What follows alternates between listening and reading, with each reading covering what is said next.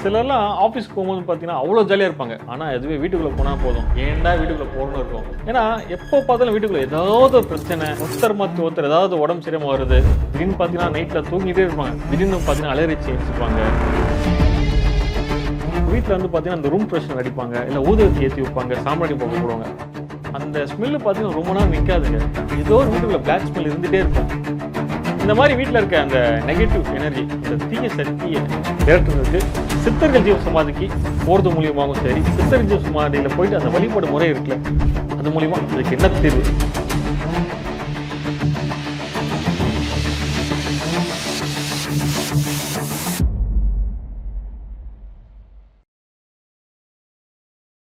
பக்தி தமிழ் நேயர்களுக்கு வணக்கம். நான் உங்கள் சித்தனருள் மணிவண்ணன். சிலர்லாம் ஆஃபீஸ்க்கு போகும்போது பார்த்தீங்கன்னா அவ்வளோ ஜாலியாக இருப்பாங்க. அதுவும் ஃபேமிலியாக வெளில அவுட்டிங் போயிட்டாங்கன்னா அவ்வளோ ரொம்ப சந்தோஷமாக இருப்பாங்க. ஆனால் அதுவே வீட்டுக்குள்ளே போனால் போதும் ஏன்டா வீட்டுக்குள்ளே போகிறோன்னு இருக்கும். ஏன்னா எப்போ பார்த்தாலும் வீட்டுக்குள்ளே ஏதாவது ஒரு பிரச்சனை, ஒருத்தர் மாற்றி ஒருத்தர் ஏதாவது உடம்பு சரியாமல் வருது, ஏதாவது பொருள் ரிப்பேர் ஆகிட்டே இருக்குது வீட்டில். இப்போ தாங்க புதுசாக வாங்கி வச்சேன், நேற்று தாங்க சர்வீஸ் பண்ணேன், அதுக்குள்ளே பார்த்தீங்கன்னா பிரச்சனை ஆயிடுச்சுங்க அந்த பொருள். இல்லைங்க, எங்களுக்குள்ள எந்த பிரச்சனையும் இல்லைங்க, நாங்கள் வெளில போனால் அவ்வளோ சந்தோஷமாக இருக்குங்க. ஆனால் வீட்டுக்குள்ளே போனால் என்னன்னே தெரியல, ஏதோ ஒரு மன சங்கடம், ஒருத்தர் மாற்றி ஒருத்தர் உடம்பு சரியாக ஆயிடுறாங்க. ஆஃபீஸில் இருக்கும்போது நான் அவ்வளோ ஃப்ரெஷ்ஷாக ஃபீல் பண்ணுறேங்க. ஆஃபீஸில் வந்து பார்த்தீங்கன்னா 10 மணி நேரம் 12 மணி நேரம் மாடாக உழைக்கிறேன், ஓடா தேய்கிறேன். இருந்தாலுமே ஒரு நல்ல ஒரு மன சந்தோஷம் இருக்குங்க. ஆனால் அந்த வீட்டுக்குள்ளே போகும்போதே பார்த்தீங்கன்னா ஏதோ ஒன்று ஏன் தான் உள்ளே போகிறோன்ற மாதிரி விஷயம் இருக்குங்க. ஆமாங்க, சில வீட்டிலாம் பார்த்தீங்கன்னா வந்து இந்த தீய சக்தின்னு சொல்லுவாங்களே, நெகட்டிவ் எனர்ஜி, இந்த பில்லி சூனியம் ஏவல் சொல்லுவாங்களே, பிளாக் மேஜிக், இந்த மாதிரி விஷயம் இருக்கும். அதை தாண்டி சிலர் வீட்டில் பார்த்தீங்கன்னா வந்து இந்த கெட்ட ஆத்மா இருக்குல்ல, இந்த காத்து கருப்புன்னு சொல்லுவாங்களே, அந்த மாதிரி விஷயம்லாம் இருக்கும். இதெல்லாம் நம்மளை என்ன பண்ணணும்னா, நம்மளை அறியாமலே பார்த்தீங்கன்னா நம்ம மைண்டை வந்து போட்டு குழப்பிட்டு இருக்கோங்க. திடீர்னு பார்த்தீங்கன்னா நைட்டில் தூங்கிட்டே இருப்பாங்க, திடீர்னு பார்த்தீங்கன்னா அலறிச்சு எழுந்திருப்பாங்க. இன்னும் குறிப்பாக சொல்ல போனால் குழந்தைங்க பார்த்தீங்கன்னா வைங்களேன், நல்லா தூங்கிட்டு இருக்கோம், திடீர்னு பார்த்தீங்கன்னா காய்ச்சல் வந்துடும். எதனால் அந்த காய்ச்சல் வந்துன்னே தெரியாது.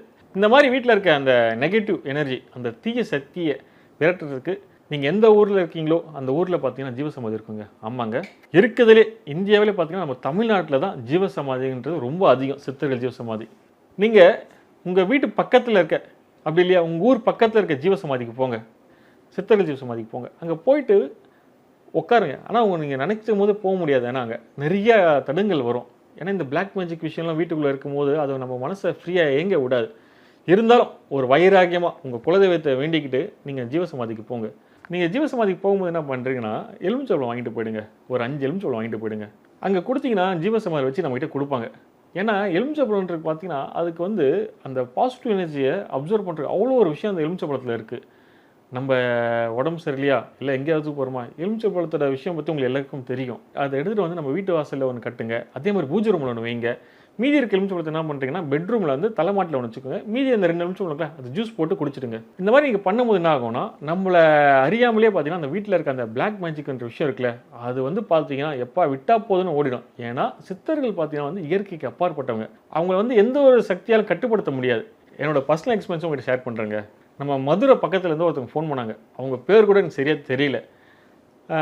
நான் ஆஃபீஸில் இருக்கேன், எனக்கு தொடர்ச்சியாக ஃபோன் வந்துகிட்டே இருக்குது. அம்மா எடுத்து பேசுகிறாங்க, யாருங்க இத்தனை ஃபோன் அடிக்கிறீங்களே அப்படின் போது எதிர் செய்யுது.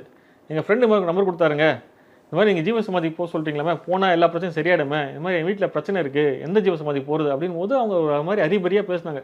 ஐயா பதத்தப்படாது, என்ன விஷயம் சொன்னால் அவங்க அந்த சொல்கிற மனப்பான்மையில் இல்லை. ஏன்னா அவங்க மனசு ரொம்ப எதை தின்னா பித்தம் தெளின்ற மாதிரி அவங்க இருக்காங்க. அப்படின் போது ஐயா நீங்கள் எந்த ஊரில் இருக்கீங்கண்ணே? மதுரையில் இருக்கீங்க. எந்த பக்கத்தில் இருக்கீங்க கேட்டேன். இந்த மாதிரி மெயினில் தான் இருக்கேண்ணே. சரிங்க, மதுரையில் குழந்தையானந்த சுவாமிகள் ஜீவசமாதி இருக்குது, அங்கே போங்கண்ணே. அங்கே போனால் சரியாடாமா? ஐயா நீங்கள் அங்கே போங்க, போகும்போது எலுமிச்சம்பழம் வாங்கிட்டு போங்க, அங்கே சுவாமிகிட்ட கொடுத்தா வச்சு கொடுப்பாங்க, அது வீட்டுக்கு எடுத்துன்னு வந்தாங்க. அதே மாதிரி அந்த விபூதி இருக்குல்ல, அந்த விபூதியும் அவங்க கொஞ்சம் எக்ஸ்ட்ரா கேட்டு வாங்கிட்டு வாங்க, இதை பண்ணால் போதுமாங்க, நீங்கள் போயிட்டு வாங்க இதை பண்ணுங்க அப்படின்னு சொன்னேன். உடனே அவங்க வீட்டுக்காரமாக பண்ணாங்க.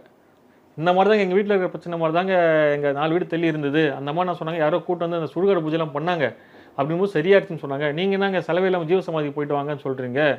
இருந்தாலும் அந்த அம்மாவோட வீட்டுக்கு என்ன பண்ணாங்க, சரி வாங்க போகலான்ட்டு ஃபேமிலியோட ஜீவசமாதிக்கு போயிட்டு வந்திருக்காங்க.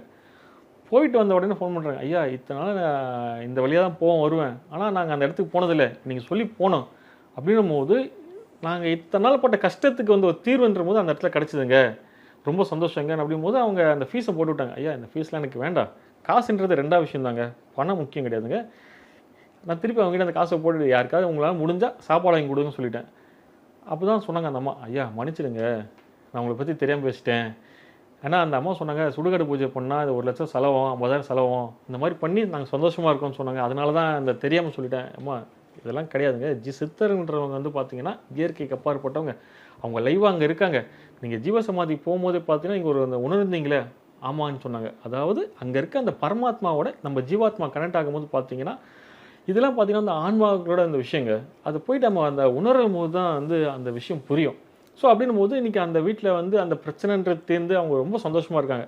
இதுதாங்க சித்தர்கள் வழிபாட்டில் வந்து பார்த்திங்கன்னா நம்ம அனுபவபூர்வமாக சரி கண் கூட பார்க்கலாம் அந்த ரிசல்ட்டை. இது பெரிய செலவோ ஆர்ப்பாட்டமோ எதுவுமே கிடையாது.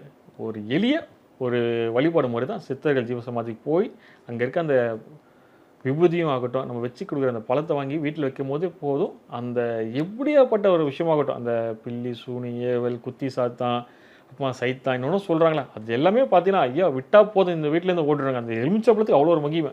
உங்களுக்கும் உங்கள் ஊரில் எந்த ஜீவசமாதிக்கு போனால் இந்த மாதிரி பிரச்சனைலாம் தீரும் அப்படின்றத கமெண்ட் செக்ஷனில் பண்ணுங்கள். நான் உங்களுக்கு பக்தி தமிழ் நேயர்களுக்கோசம் இதை ஒரு சேவையாக பண்ணிகிட்ருக்கோம். இலவசமாக உங்களுக்கு சொல்கிறேன். நன்றி, வணக்கம்.